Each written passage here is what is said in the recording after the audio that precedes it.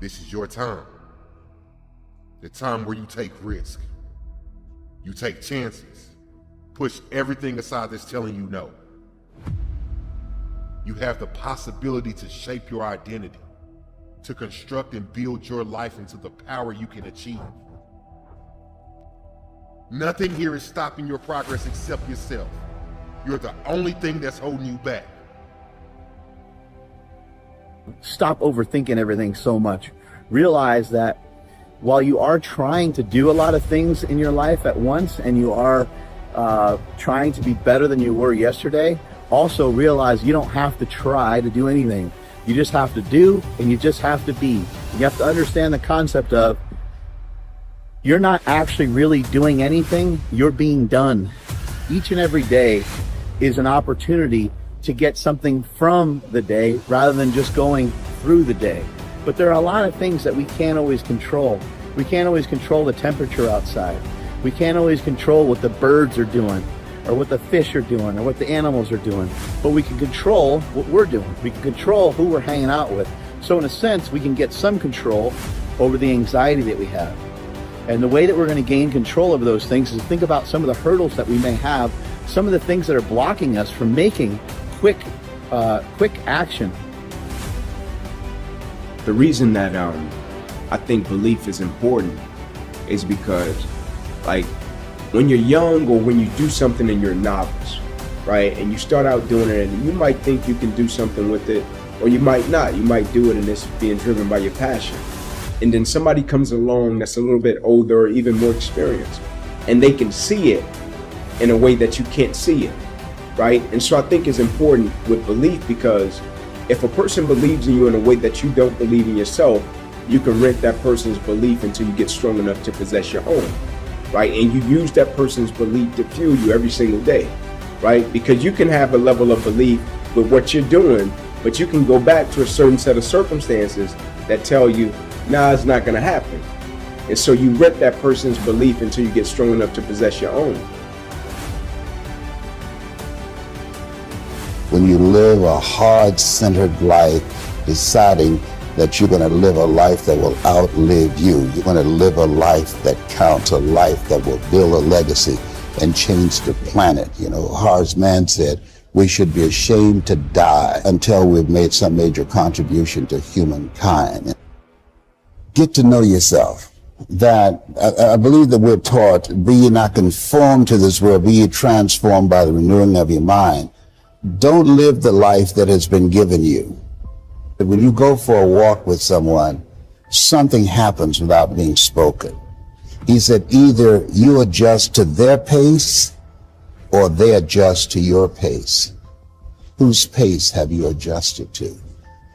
And so there are things that we pick up and we think that they're our choices, but they're the choices that we've been programmed by life to do. When we leave our homes in the morning, we're bombarded with over 6,000 advertising hits through Facebook, through Twitter, through Instagram, through television, through our phones and through our communities, and through the computers. And so all of these things are impacting us every day.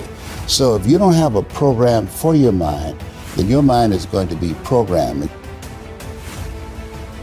You'll find yourself doing things that you did not know, and that they affected you, that they, through marketing techniques and strategies, that they will create a thirst within you. You've got to have someone that can see something in you that you can't see, that can take you to a place within yourself that you can't go by yourself. Never let a situation or circumstance define your life, no matter what it may be. And understanding that you got something inside of you that's greater than that situation or the circumstance, but you have to constantly believe it, and not only believe it, you have to make decisions and choices every single day that put you a step forward toward what you believe your destiny is.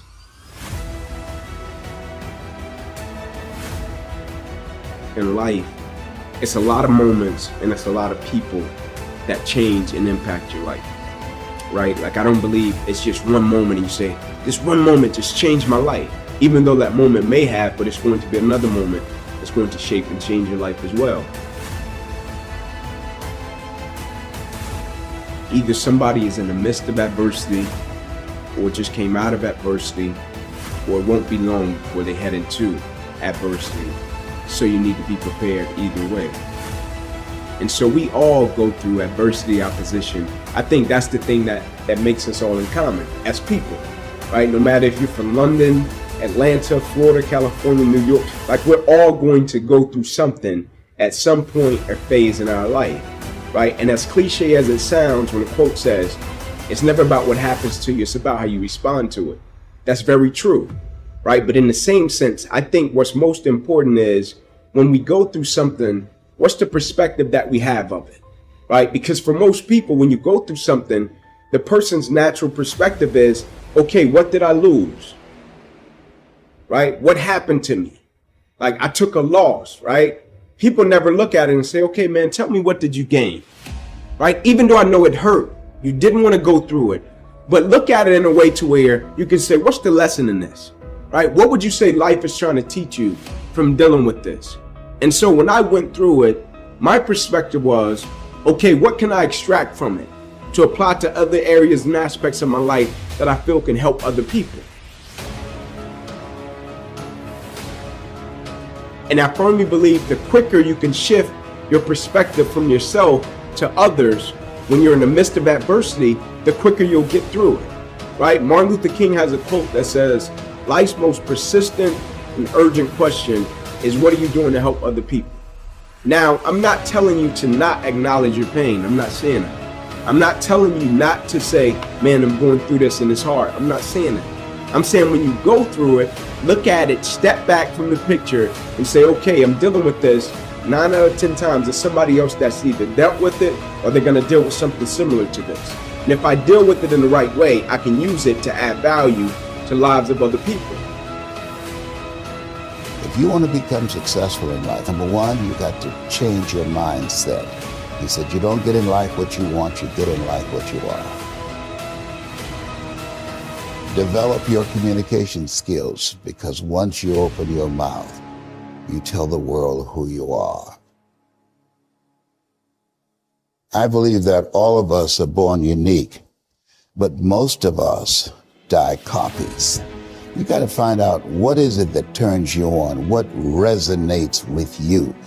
One of the things that I realized and what allowed me to become successful as a speaker, the speaking industry has been hijacked by people who speak to sell, and it's okay to do that and make money. I speak to change lives because somebody spoke and changed my life. So this is my passion. This is my drive. This is something that I feel in my heart. And so the key to that hunger-driven life is a heart-centered life. I didn't do what I'm doing for years because of my programming, because of the culture in which I was raised in. I would see other people with degrees and PhDs and MBAs and credentials I don't have, and I convinced myself I couldn't do it. But Mr. Washington, on that day, we became friends, and he taught me not only someone's opinion of you does not have to determine your reality. He said that you have to work on yourself. You have to have an unstoppable attitude, and no excuse is acceptable. And you've got to make it a priority, a non-negotiable in your life, and hold a constant vision of what it is you want to achieve. See it accomplished and go all out. Find a way to win. In spite of the setbacks, in spite of the disappointments, in spite of your failures. I tell people when I'm giving presentations, you will fail your way to success. I have a saying, is life knocks you down, trying to land on your back, because if you can look up, you can get up. Move away from your past and move toward a new purpose, a purpose that gives you the success you've always wanted, the success that leads you to a future you deserve. Bring your life into the direction you want, the direction to change your perception, your perspective. This is the power you've earned. Don't let yourself be taken by one more mistake. Don't let yourself slip from one more wasted opportunity. Have the confidence to take action.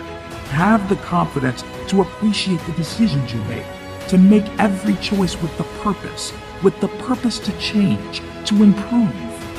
As a collective, a society, we all want similar things. We all want to succeed, to improve, to be better people. We all slip, but that's how life functions. That's the only way for us to learn. You can be more. You can have more. I feel like we spend way more time in our own minds than we do talking to other people. Like, you really spend a lot of time trying to figure it out. There's all these thoughts that come to you, whether it's like, things around you, people talking to you, people close to you, things you see, TV, whatever, and you're bringing in all these different things, trying to figure out your path in life, So I think it starts with having some like real understanding of what your strengths are. It's about being honest. A lot of people just aren't honest with themselves. You're telling yourself this thing, but you like, there's so many people that say, oh, I'm gonna be an entrepreneur, I'm gonna do this. And if you really dive down into deep, they don't really believe it, And that's okay. You can unlock that, but you have to figure out how to unlock it. There's a conscience that's sitting right here telling you this thing, and you try to brush it off. You have to be very honest with yourself. And then if you're not, that doesn't mean you can't succeed. It means that now you're very honest, and knowing you're not as good, then you can work on getting good. But if you think you're already good at it, you don't work on it. So I spent a lot of time just reflecting on like, man, what am I good at? Like, I used to think like, I'm going to the NBA. I was unrealistic about it. You start to see people that are way bigger, way faster, and you're not telling yourself the truth. You're just like, no, I'm going to the NBA. You start with doing what you're passionate about, right? Because there are a lot of people that are going through life right now trying to figure it out. Like, man, I don't know what I want to be. I don't know. Like, I was at that moment. It's not about money. I want to make it very clear. The money will come if you focus on passion, you focus on information and relationship. And I'm going to stand on the top of the mountain and sing that all day. And hopefully it has a real impact on people's lives. And I'm going to feel good about that. I'm not going to feel good if I go to the grave as being the only person with the information and the money, and I just had all this money. I'm going to feel good if I'm able to impact a lot of people and that don't have access to this information and a good life, a quality life, and they have one. That's awesome. That makes me feel real good. I think the true measure of wealth is happiness, right? Like, I really do. And it's not saying that I'm against money. I'm not against that at all. Because you gotta work hard, make your money to take care of your family and be able to bless people. But I think it's a lot of people with so-called wealth, and they don't have joy and they don't have happiness, right? And I feel like joy, happiness, and peace is the most important things we can possess, right? And for most people, the material possessions they feel are the most important. For me, when you got joy, when you got peace, when you got happiness, I think that's true wealth, because you can't put a price on that. Having a purpose is that thing that makes us tick, that gets us up every day and gets us over the hump of opposition and adversity. And the reason that I champion adversity and opposition is because I think for the most part in life, people pretty much know what to do when things go right, right? Like, when things go right, they know how to feel, they know how to act, how to react. But it's when that opposition and that adversity comes and it creates a level of misunderstanding, right? Now the vision is blurred. Now you don't have clarity about what you're supposed to do. Now you question if your existence matters. And I think when you have a purpose, it's powerful, because in the midst of the opposition, it makes you realize that you've been put here for a certain reason. You can be great, but you're living on reserve, right? You didn't empty the bucket, right? You didn't give everything you had to every aspect of your life. Like, for most people, they're great professionally, but they end up becoming a public success, and behind closed doors, they're a private failure. Not because they don't have the talent or the skill set, they don't have the character, right? That they can apply it and be consistent in every aspect of their life and empty out everything they got to everything. All right, now one would say, okay, well, when do you tone it back, right? You find pockets to turn it back, right? Of course, you don't just give everything you got all the time, right? You get to a point where you learn to be efficient and effective in every aspect of your life. And for most people, it's not a problem of skill set. It's a problem of character. And empty the bucket is having the right character to be consistent and empty out everything you got in every aspect of your life. Either somebody is in the midst of adversity, or just came out of adversity, or it won't be long before they head into adversity. So you need to be prepared either way.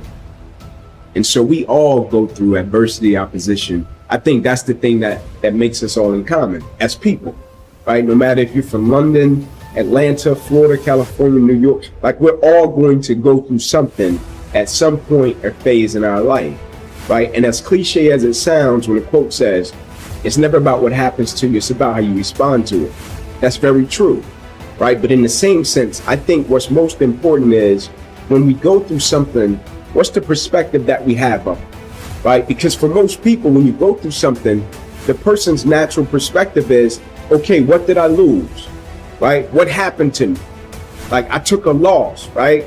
People never look at it and say, okay, man, tell me what did you gain, right? Even though I know it hurt, you didn't want to go through it, but look at it in a way to where you can say, what's the lesson in this, right? What would you say life is trying to teach you from dealing with this? And so when I went through it, my perspective was, okay, what can I extract from it to apply to other areas and aspects of my life that I feel can help other people?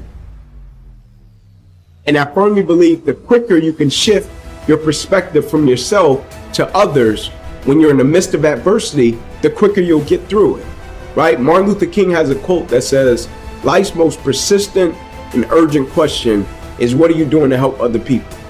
Now, I'm not telling you to not acknowledge your pain. I'm not saying that. I'm not telling you not to say, man, I'm going through this and it's hard. I'm not saying that. I'm saying when you go through it, look at it, step back from the picture and say, okay, I'm dealing with this. 9 out of 10 times, it's somebody else that's either dealt with it or they're going to deal with something similar to this. And if I deal with it in the right way, I can use it to add value to lives of other people.